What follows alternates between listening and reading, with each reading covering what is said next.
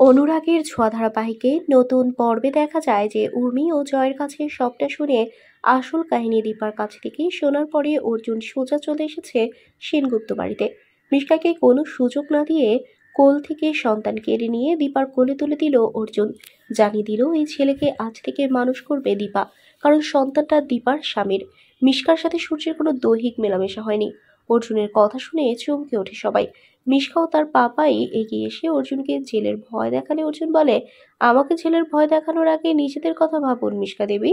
আপনি কোন পদ্ধতিতে সূর্যের সন্তানের মা হয়েছেন সেটা এরা কেউ না জানলেও আমি কিন্তু ডাক্তার, তাই আমি জানি আপনি কিভাবে মা হয়েছেন। মিশকার মামা তারপরেও বাড়াবাড়ি করলে অর্জুন ফোন করে ডাক্তার ব্যানার্জিকে, বলে এক্ষুনি একবার সেনগুপ্ত বাড়িতে আসুন, আমি মিশকা ও তার মামাকে আটকে রেখেছি। ডাক্তার ব্যানার্জির কথা শুনেই চমকে ওঠে মিশকা। মনে মনে বলে, এই লোকটা ডাক্তার ব্যানার্জিকে কিভাবে চিনল আর সবটা জানলো কি করে। ঠিক সেই সময় অর্জুন জানিয়ে দিল তার পরিচয়। এবার সূর্য ও লাবণ্য সেনগুপ্ত এগিয়ে এসে জানতে চায় আসল ঘটনা কি। একে একে সব রহস্য জানিয়ে দিল অর্জুন ও দীপা। তাহলে কি এবার সূর্যকে না জানিয়ে এবং অনুমতি না দিয়ে স্প্যাম ব্যবহার করার দায়ে মিশকা ও তার মামাকে পুলিশের হাতে তুলে দিবে সূর্য, নাকি ছেলেকে দীপার হাতে তুলে দিয়ে তাদেরকে বাড়ি থেকে বের করে দিবে? বন্ধুরা, তোমাদের কি মনে হয়? এক্ষুনি একটি লাইক দিয়ে এবং কমেন্ট করে জানিয়ে দাও তোমাদের মতামত।